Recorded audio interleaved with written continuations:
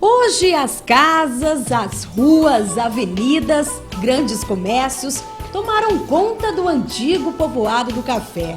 Mas a história de desenvolvimento da terra meia paulista esconde detalhes, fatos que depois de décadas caíram no esquecimento, mas que ainda continuam na memória de algumas famílias, especialmente aquelas que ajudaram a pequena vila a crescer. Que estuda lá nos Carvilares, passei por lá, aquela vaquinha mugindo lá, leva a mococa a estrelar Chico Piscina. Tudo começou em 1842, com a primeira lavoura de café. Mais e mais pessoas foram chegando. O primeiro estabelecimento comercial de Mococa foi em 1850, de propriedade de Joaquim José Viegas, que se chamava Venda do Paneleiro. Época em que muitos imigrantes começaram a chegar por aqui. A maioria italianos, todos para trabalhar no campo. Mas teve gente que queria mais que isso, sonhava em crescer.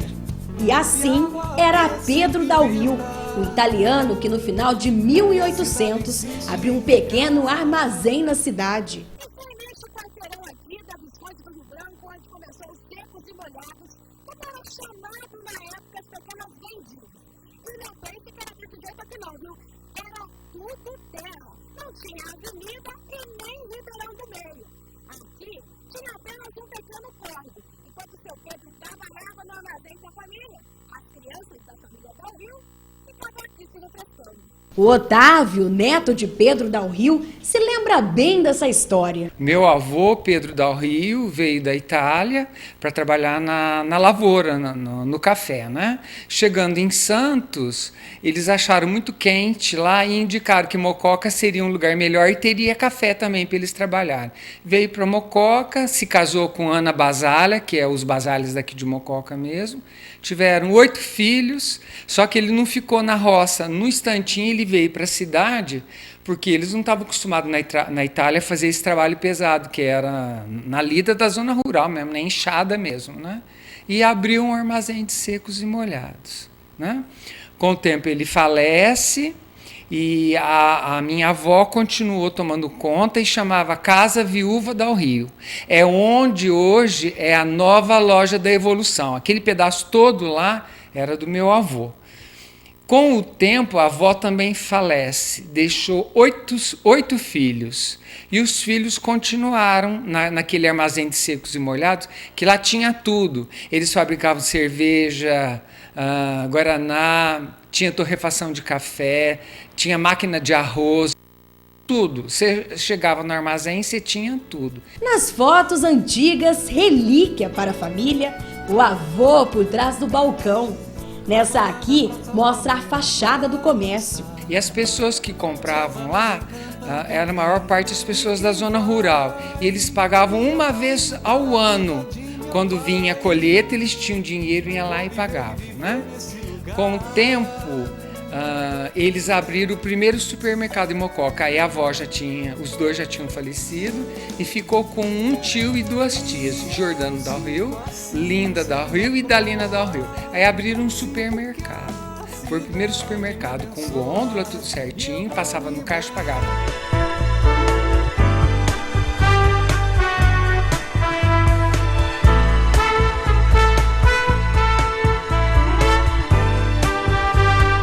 Esse armazém, ele marcou a história de Mococa, tanto que meus tios contavam que o pessoal da zona rural, quando iam se casar, eles vinham para a cidade e não tinham onde ficar, então eles ficavam lá no armazém, e meus tios faziam lanche, essas coisas para servir para eles, né? Até que eles fossem na igreja e voltassem, continuassem lá, era a ponta até de festa de casamento. Em 1903 é fundado o Banco do Comércio e Indústria de Mococa.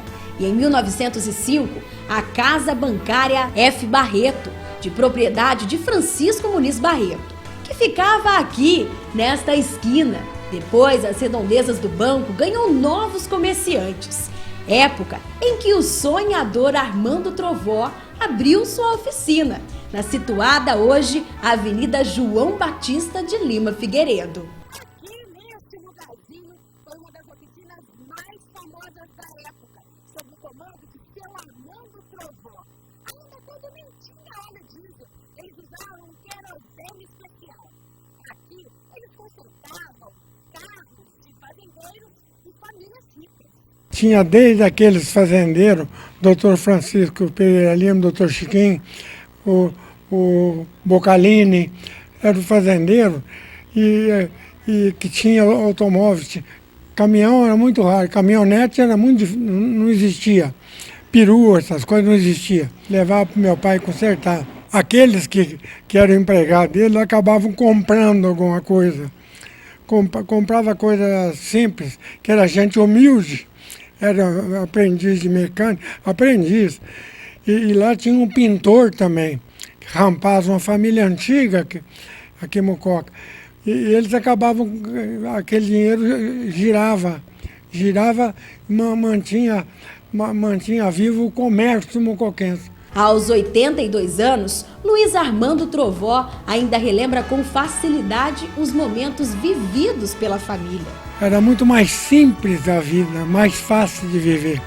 Mais fácil não é bem o termo.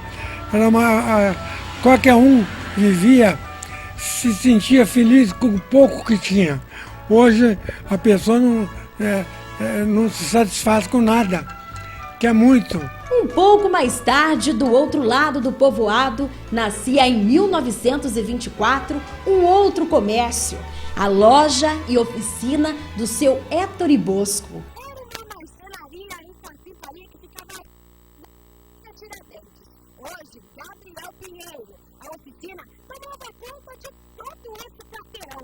E a entrada dela, olha só, era por aqui. E o mais legal para a família é que pelo menos esse pedacinho aqui continua praticamente do mesmo jeito.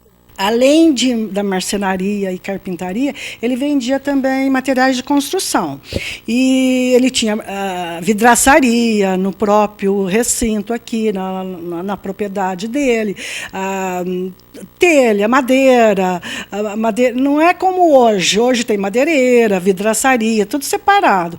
Então, ele praticamente era assim, unificado. Tudo tinha ali, de primeira qualidade. A neta é a única que ainda vive ali pertinho, nesta casa que fazia parte da oficina do avô. Os funcionários, inclusive, hoje, muitos funcionários têm seu comércio próprio. Muitos funcionários que vieram até trabalhar para a gente, assim, na reforma da casa, essas coisas, muitos trabalharam com o vovô, o Héctor Bosco, da marcenaria. E em 1932, Mococa ganhou mais um comerciante, a família Zamarian. Eles moravam nas redondezas de Arceburgo e vieram com um empreendimento na mala. E aqui onde nós estamos era o hotel do seu Giovanni Zamarian. Bem antes de começar com a confecção de bolsas e malas de couro, a família hospedava muita gente aqui. Era um sucesso. Foi um dos primeiros hotéis da cidade.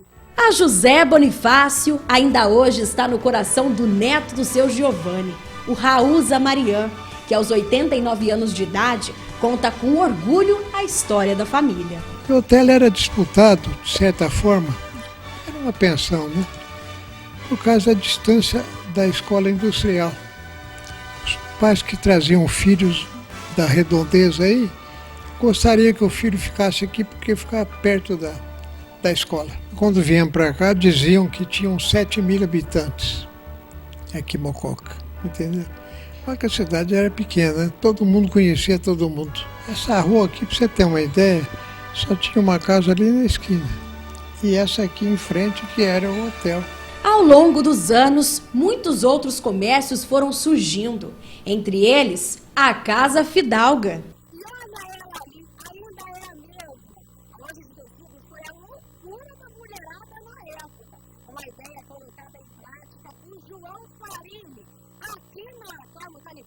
Com a Barão de Monte Santo na década de 50. Mas a história da família no comércio de Mococa começou bem antes, na década de 30, com uma tinturaria que funcionava aí mesmo. Foi uma das primeiras lojas, aliás, não começou como loja, começou como tinturaria, porque meu sogro, João Farini, e Dona Amabile eram tintureiros. E meu sogro, naquela época, que ela era tintureira, ele lavava chapéus, porque ele trabalhou numa fábrica de chapéu. E com o tempo, eles deram uma virada, surgiu a oportunidade deles montarem a loja e eles montaram. Começaram com pouca coisa, porque naquela época era muito pequena a cidade. Na época, mais ou menos, da minha época, 1960, 58, nós tínhamos aqui em Mococa, tínhamos grandes bailes, no Variedades. Então, a minha sogra, ela fornecia muito tecido, que ela ia buscar em São Paulo, na tecelagem francesa, e fornecia para a Dona Gina Spinelli, que ela era, na época, era a costureira de alta costura, em onde fazia. E vieram desenvolvendo, criando os filhos com toda a dificuldade que eles tiveram. Seu João faleceu em 2012, mas o sonho ainda permanece vivo no coração dos familiares. Na época tinha aqui a tinturaria do Gaban, que ele era irmão da minha sogra, você me entendeu?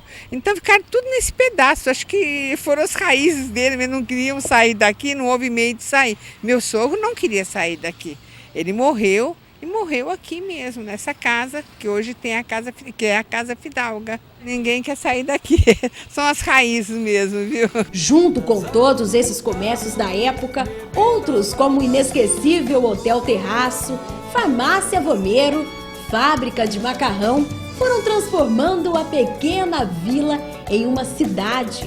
E essa história se estendeu por gerações. Os comércios não pararam de crescer e a cidade foi aumentando, até chegar nos dias de hoje. O tempo passou e muita coisa ficou presa no passado, mas as raízes da Terra dos Sonhos sempre serão as mesmas.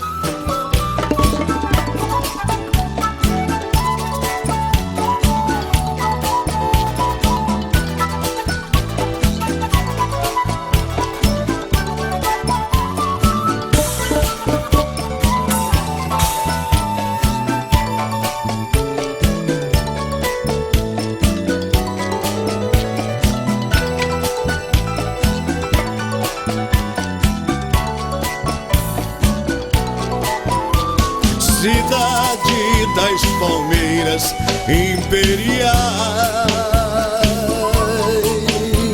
lua no céu a brilhar nos cafezais.